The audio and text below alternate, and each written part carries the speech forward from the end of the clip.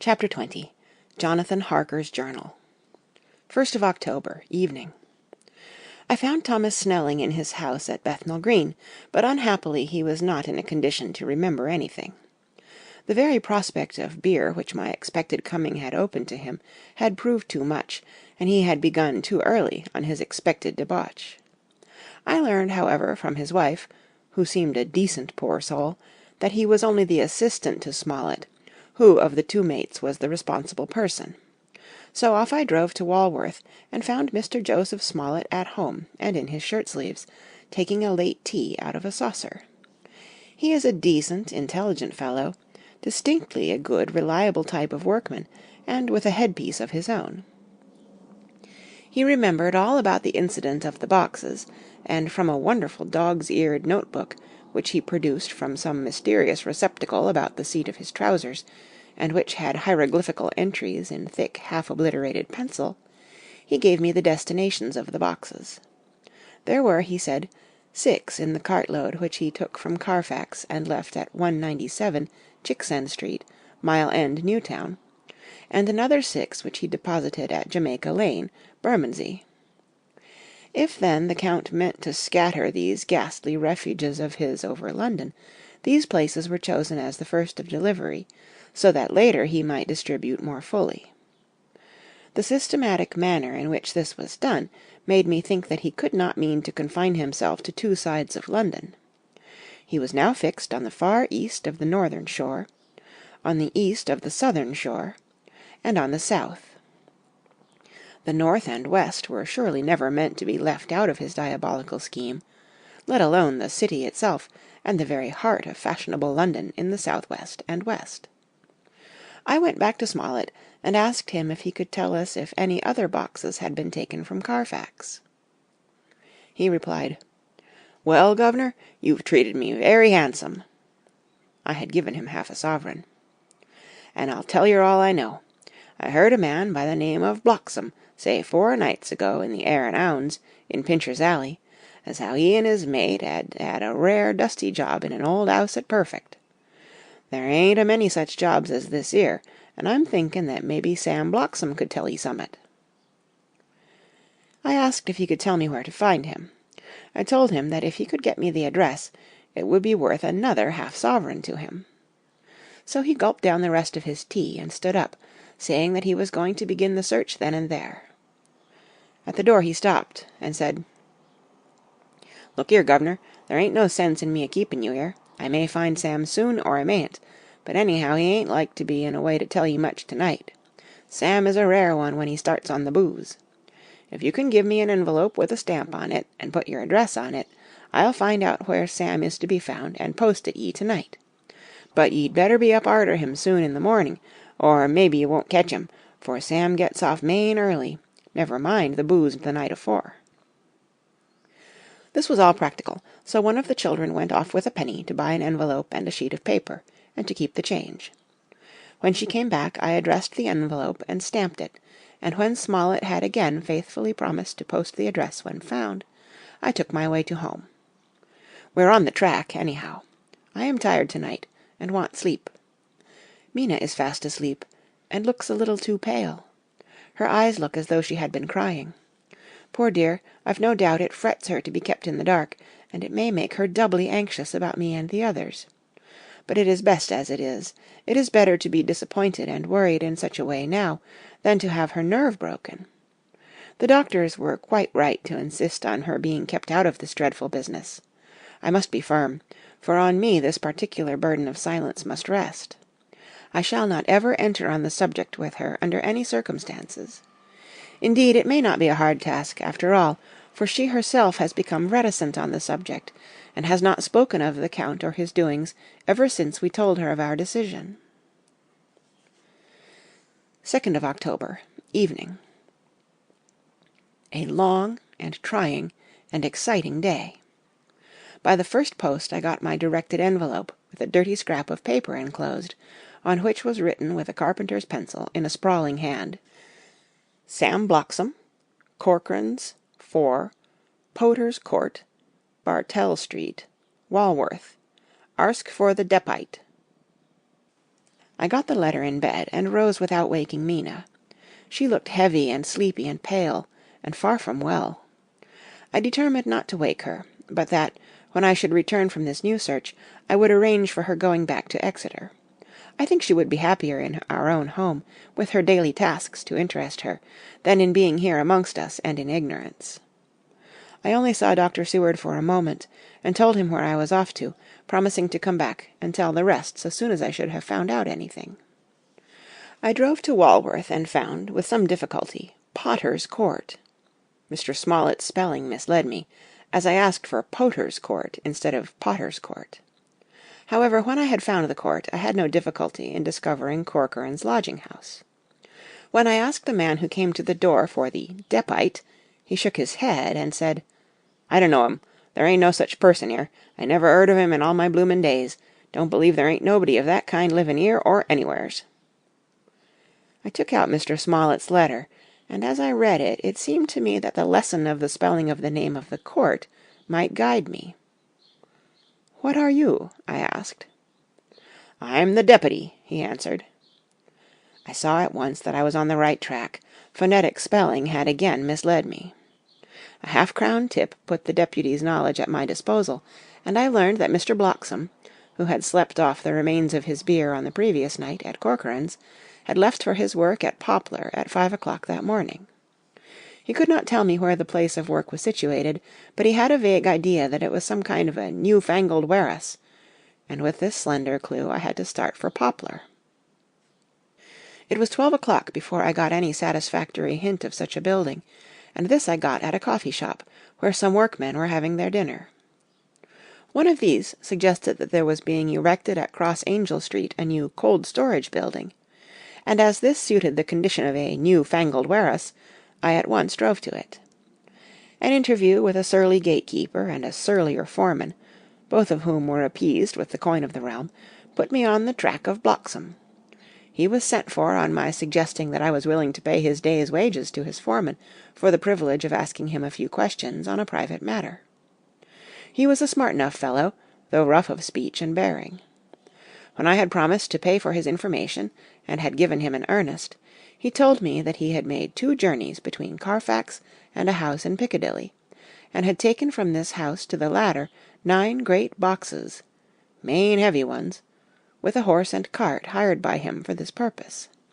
I asked him if he could tell me the number of the house in Piccadilly, to which he replied, "Well, governor, I forgets the number, but it was only a few doors from a big white church or something of the kind, not long built. It was a dusty old house, too, though nothing to the dustiness of the house we took the bloomin' boxes from." "How did you get into the houses if they were both empty?" "There was the old party what engaged me a-waitin' at the house in Purfleet. He helped me to lift the boxes and put them in the dray. Curse me, but he was the strongest chap I ever struck, and him an old feller with a white mustache, one that thin you would think he couldn't throw a shadder." How this phrase thrilled through me. "Why, he took up his end of the boxes like they were pounds of tea, and me a-puffin' and a-blowin' afore I could up-end mine anyhow, and I'm no chicken neither." "How did you get into the house in Piccadilly?" I asked. "He was there too. He must ha' started off and got there afore me, for when I rung of the bell he kem and opened the door hisself, and helped me to carry the boxes into the 'all." "The whole 9?" I asked. "Yus, there was 5 in the first load, and 4 in the second.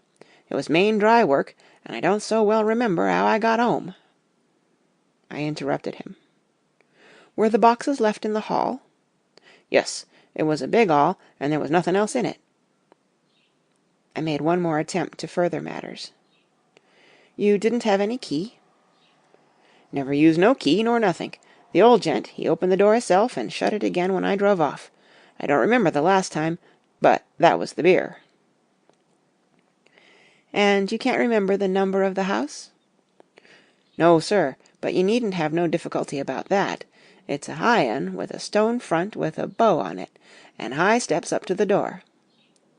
I know them steps, havin' had to carry the boxes up with 3 loafers what come round to earn a copper. The old gent gave them shillin's, and they seein' they got so much they wanted more, but he took one of 'em by the shoulder, and was like to throw him down the steps, till the lot of them went away cussin'.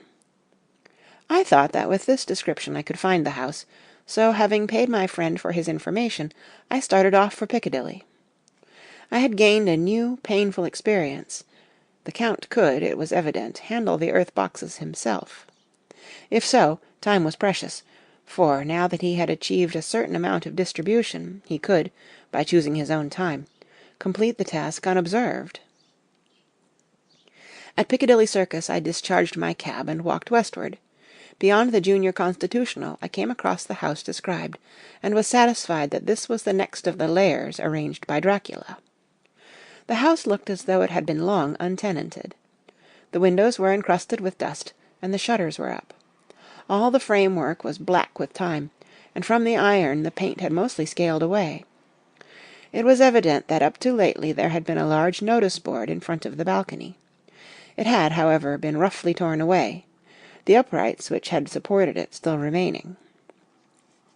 Behind the rails of the balcony I saw there were some loose boards, whose raw edges looked white.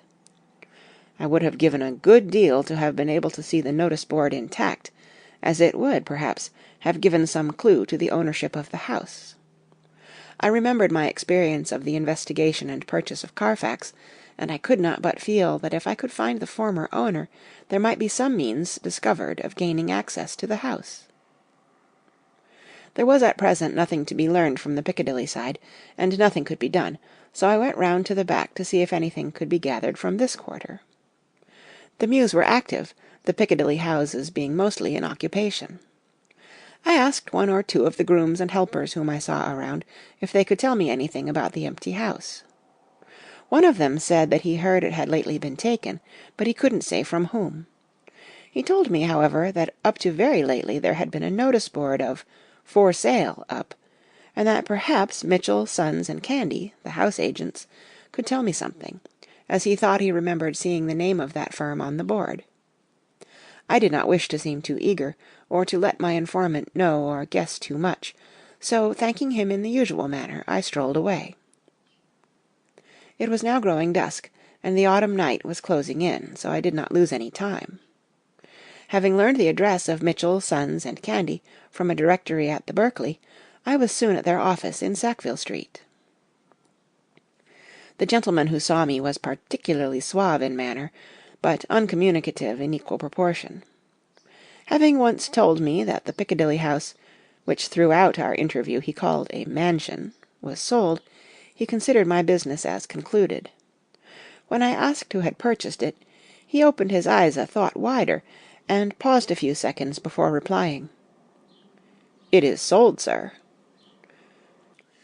"Pardon me," I said with equal politeness, "but I have a special reason for knowing who purchased it." Again he paused longer and raised his eyebrows still more. "It is sold, sir," was again his laconic reply. "Surely," I said, "you do not mind letting me know so much?" "But I do mind," he answered. "The affairs of their clients are absolutely safe in the hands of Mitchell, Sons, and Candy." This was manifestly a prig of the first water, and there was no use arguing with him. I thought I had best meet him on his own ground, so I said, "Your clients, sir, are happy in having so resolute a guardian of their confidence. I am myself a professional man." Here I handed him my card. "In this instance I am not prompted by curiosity. I act on the part of Lord Godalming, who wishes to know something of the property which was, he understood, lately for sale." These words put a different complexion on affairs. He said, "I would like to oblige you if I could, Mr. Harker, and especially would I like to oblige his lordship. We once carried out a small matter of renting some chambers for him when he was the Honourable Arthur Holmwood. If you will let me have his lordship's address, I will consult the house on the subject, and will, in any case, communicate with his lordship by to-night's post. It will be a pleasure if we can so far deviate from our rules as to give the required information to his lordship." I wanted to secure a friend, and not to make an enemy, so I thanked him, gave him the address at Dr. Seward's, and came away. It was now dark, and I was tired and hungry. I got a cup of tea at the Aerated Bread Company, and came down to Purfleet by the next train. I found all the others at home. Mina was looking tired and pale, but she made a gallant effort to be bright and cheerful. It wrung my heart to think that I had had to keep anything from her, and so caused her inquietude. Thank God, this will be the last night of her looking on at our conferences, and feeling the sting of our not showing our confidence. It took all my courage to hold to the wise resolution of keeping her out of our grim task. She seems somehow more reconciled, or else the very subject seems to have become repugnant to her, for when any accidental allusion is made, she actually shudders. I am glad we made our resolution in time, as with such feeling as this, our growing knowledge would be torture to her. I could not tell the others of the day's discovery till we were alone, so after dinner, followed by a little music to save appearances even amongst ourselves, I took Mina to her room and left her to go to bed. The dear girl was more affectionate with me than ever, and clung to me as though she would detain me, but there was much to be talked of, and I came away. Thank God, the ceasing of telling things has made no difference between us. When I came down again, I found the others all gathered round the fire in the study. In the train I had written my diary so far, and simply read it off to them as the best means of letting them get abreast of my own information. When I had finished, Van Helsing said, "This has been a great day's work, friend Jonathan. Doubtless we are on the track of the missing boxes. If we find them all in that house, then our work is near the end. But if there be some missing, we must search until we find them. Then shall we make our final coup, and hunt the wretch to his real death." We all sat silent a while, and all at once Mr. Morris spoke. "Say, how are we going to get into that house?" "We got into the other," answered Lord Godalming quickly. "But, Art, this is different. We broke house at Carfax, but we had night and a walled park to protect us. It will be a mighty different thing to commit burglary in Piccadilly, either by day or night. I confess I don't see how we are going to get in, unless that agency duck can find us a key of some sort. Perhaps we shall know when you get his letter in the morning." Lord Godalming's brows contracted, and he stood up and walked about the room. By and by he stopped and said, turning from one to another of us, "Quincy's head is level. This burglary business is getting serious. We got off once all right, but we have now a rare job on hand, unless we can find the Count's key basket." As nothing could well be done before morning, and as it would be at least advisable to wait till Lord Godalming should hear from Mitchell's, we decided not to take any active step before breakfast time. For a good while we sat and smoked, discussing the matter in its various lights and bearings. I took the opportunity of bringing this diary right up to the moment. I am very sleepy, and shall go to bed. Just a line. Mina sleeps soundly, and her breathing is regular. Her forehead is puckered up into little wrinkles, as though she thinks even in her sleep. She is still too pale, but does not look so haggard as she did this morning. Tomorrow will, I hope, mend all this. She will be herself at home in Exeter. Oh, but I am sleepy. Dr. Seward's Diary, 1st of October. I am puzzled afresh about Renfield. His moods change so rapidly that I find it difficult to keep touch of them, and as they always mean something more than his own well-being, they form a more than interesting study.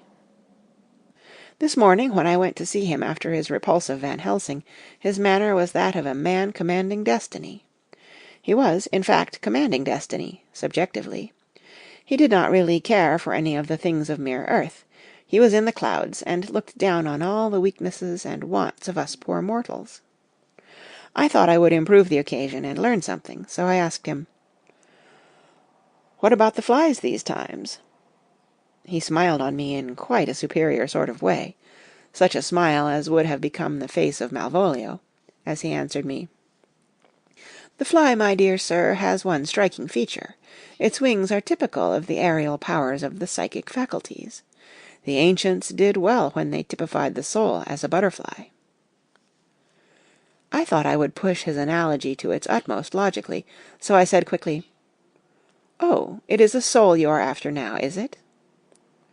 His madness foiled his reason, and a puzzled look spread over his face as, shaking his head with a decision which I had but seldom seen in him, he said.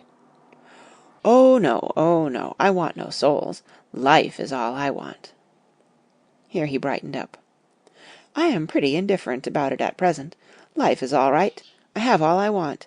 You must get a new patient, doctor, if you wish to study zoophagy." This puzzled me a little, so I drew him on. "Then you command life. You are a god, I suppose?" He smiled with an ineffably benign superiority. "Oh no, far be it from me to arrogate to myself the attributes of the deity. I am not even concerned in his especially spiritual doings. If I may state my intellectual position, I am, so far as concerns things purely terrestrial, somewhat in the position which Enoch occupied spiritually." This was a poser to me. I could not at the moment recall Enoch's appositeness, so I had to ask a simple question, though I felt that by so doing I was lowering myself in the eyes of the lunatic. "And why with Enoch?" "Because he walked with God." I could not see the analogy, but did not like to admit it, so I harked back to what he had denied. "So you don't care about life, and you don't want souls. Why not?" I put my question quickly and somewhat sternly, on purpose to disconcert him. The effort succeeded. For an instant he unconsciously relapsed into his old servile manner, bent low before me, and actually fawned upon me, as he replied, "I don't want any souls, indeed, I don't. I couldn't use them if I had them. They would be no manner of use to me. I couldn't eat them, or—" He suddenly stopped, and the old cunning look spread over his face, like a wind-sweep on the surface of the water. "And, doctor, as to life, what is it, after all? When you've got all you require, and you know that you will never want, that is all. I have friends, good friends, like you, Dr. Seward." This was said with a leer of inexpressible cunning. "I know that I shall never lack the means of life." I think that through the cloudiness of his insanity he saw some antagonism in me, for he at once fell back on the last refuge of such as he, a dogged silence. After a short time I saw that for the present it was useless to speak to him. He was sulky, and so I came away. Later in the day he sent for me.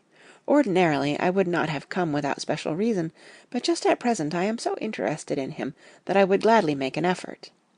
Besides, I am glad to have anything to help pass the time. Harker is out, following up clues, and so are Lord Godalming and Quincey. Van Helsing sits in my study poring over the record prepared by the Harkers. He seems to think that by accurate knowledge of all details he will light upon some clue. He does not wish to be disturbed in the work without cause. I would have taken him with me to see the patient, only I thought that after his last repulse he might not care to go again. There was also another reason. Renfield might not speak so freely before a third person, as when he and I were alone. I found him sitting out in the middle of the floor on his stool, a pose which is generally indicative of some mental energy on his part. When I came in, he said at once, as though the question had been waiting on his lips, "What about souls?" It was evident then that my surmise had been correct. Unconscious cerebration was doing its work, even with the lunatic. I determined to have the matter out. "What about them yourself?" I asked. He did not reply for a moment, but looked all round him, and up and down, as though he expected to find some inspiration for an answer. "I don't want any souls," he said in a feeble, apologetic way. The matter seemed preying on his mind, and so I determined to use it, to be cruel only to be kind. So I said, "You like life, and you want life?" "Oh yes, but that is all right. You needn't worry about that." "But," I asked, "how are we to get the life without getting the soul also?" This seemed to puzzle him, so I followed it up. "A nice time you'll have some time when you're flying out there, with the souls of thousands of flies and spiders and birds and cats, buzzing and twittering and meowing all round you. You've got their lives, you know, and you must put up with their souls." Something seemed to affect his imagination, for he put his fingers to his ears and shut his eyes, screwing them up tightly just as a small boy does when his face is being soaped. There was something pathetic in it that touched me. It also gave me a lesson, for it seemed that before me was a child, only a child, though the features were worn and the stubble on the jaws was white. It was evident that he was undergoing some process of mental disturbance, and, knowing how his past moods had interpreted things, seemingly foreign to himself, I thought I would enter into his mind as well as I could, and go with him. The first step was to restore confidence, so I asked him, speaking pretty loud so that he would hear me through his closed ears, "Would you like some sugar to get your flies round again?" He seemed to wake up all at once and shook his head. With a laugh he replied, "Not much. Flies are poor things after all." After a pause he added, "But I don't want their souls buzzing round me all the same." "Or spiders?" I went on. "Blow spiders! What's the use of spiders? There isn't anything in them to eat or—" He stopped suddenly, as though reminded of a forbidden topic. So, I thought to myself, this is the second time he has suddenly stopped at the word drink. What does it mean? Renfield seemed himself aware of having made a lapse, for he hurried on, as though to distract my attention from it. "I don't take any stock at all in such matters. Rats and mice and other small deer, as Shakespeare has called it. Chicken feed of the larder, they might be called. I'm past all that sort of nonsense. You might as well ask a man to eat molecules with a pair of chopsticks as to try to interest me about the lesser carnivora when I know of what is before me." "I see," I said. "You want big things that you can make your teeth meet in? How would you like to breakfast on an elephant?" "What ridiculous nonsense you are talking!" He was getting too wide awake, so I thought I would press him hard. "I wonder," I said reflectively, "what an elephant's soul is like." The effect I desired was obtained, for he at once fell from his high horse and became a child again. "I don't want an elephant's soul, or any soul at all," he said. For a few moments he sat despondently. Suddenly he jumped to his feet, with his eyes blazing and all the signs of intense cerebral excitement. "To hell with you and your souls!" he shouted. "Why do you plague me about souls? Haven't I got enough to worry and pain and distract me already, without thinking of souls?" He looked so hostile that I thought he was in for another homicidal fit, so I blew my whistle. The instant, however, that I did so, he became calm, and said apologetically, "Forgive me, doctor. I forgot myself. You do not need any help. I am so worried in my mind that I am apt to be irritable. If you only knew the problem I have to face, and that I am working out, you would pity and tolerate and pardon me. Pray do not put me in a strait waistcoat. I want to think, and I cannot think freely when my body is confined. I am sure you will understand." He had evidently self-control, so when the attendants came I told them not to mind, and they withdrew. Renfield watched them go. When the door was closed, he said, with considerable dignity and sweetness, "Dr. Seward, you have been very considerate towards me. Believe me that I am very, very grateful to you." I thought it well to leave him in this mood, and so I came away. There is certainly something to ponder over in this man's state. Several points seem to make what the American interviewer calls a story, if one could only get them in proper order. Here they are. Will not mention drinking. Fears the thought of being burdened with the soul of anything. Has no dread of wanting life in the future. Despises the meaner forms of life altogether, though he dreads being haunted by their souls. Logically, all these things point one way. He has assurance of some kind that he will acquire some higher life. He dreads the consequence, the burden of a soul. Then it is a human life he looks to. And the assurance? Merciful God, the Count has been to him, and there is some new scheme of terror afoot.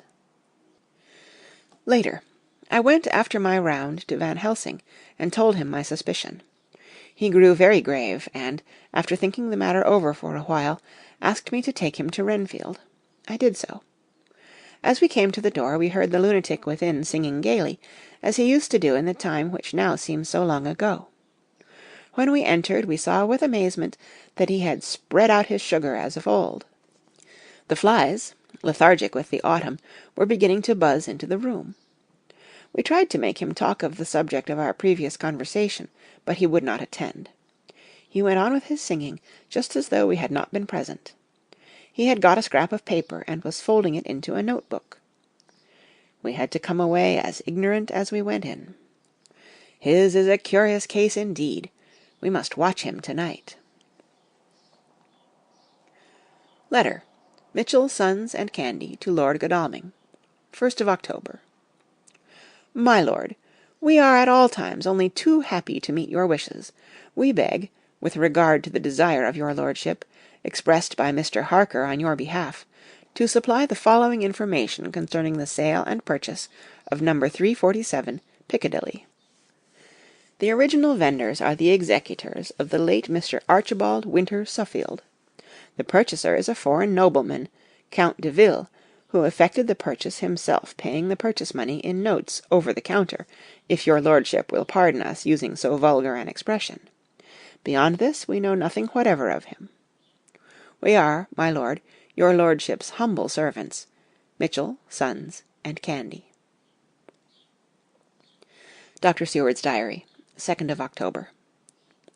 I placed a man in the corridor last night, and told him to make an accurate note of any sound he might hear from Renfield's room, and gave him instructions that if there should be anything strange, he was to call me. After dinner, when we had all gathered round the fire in the study, Mrs. Harker having gone to bed, we discussed the attempts and discoveries of the day. Harker was the only one who had any result, and we are in great hopes that his clue may be an important one. Before going to bed I went round to the patient's room, and looked in through the observation trap.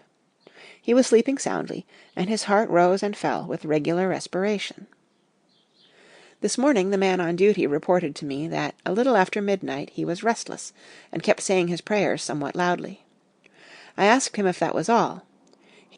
He replied that it was all he heard. There was something about his manner so suspicious that I asked him point blank if he had been asleep. He denied sleep, but admitted to having dozed for a while. It is too bad that men cannot be trusted unless they are watched. To-day Harker is out following up his clue, and Art and Quincy are looking after horses. Godalming thinks it will be well to have horses always in readiness, for when we get the information which we seek, there will be no time to lose. We must sterilize all the imported earth between sunrise and sunset. We shall thus catch the Count at his weakest, and without a refuge to fly to. Van Helsing is off to the British Museum, looking up some authorities on ancient medicine. The old physicians took account of things which their followers do not accept, and the professor is searching for witch and demon cures, which may be useful to us later. I sometimes think we must be all mad, and that we shall wake to sanity in strait waistcoats. Later, we have met again. We seem at last to be on the track, and our work of tomorrow may be the beginning of the end. I wonder if Renfield's quiet has anything to do with this. His moods have so followed the doings of the Count that the coming destruction of the monster may be carried to him in some subtle way. If we could only get some hint as to what passed in his mind between the time of my argument with him to-day and his resumption of fly-catching, it might afford us a valuable clue. He is now seemingly quiet for a spell. Is he? That wild yell seemed to come from his room. The attendant came bursting into my room, and told me that Renfield had somehow met with some accident. He had heard him yell, and when he went to him, found him lying on his face on the floor, all covered with blood. I must go at once. End of Chapter 20. Read by Kara Schallenberg, www.kray.org, on Thursday, July 14th, 2016, in Union City, California.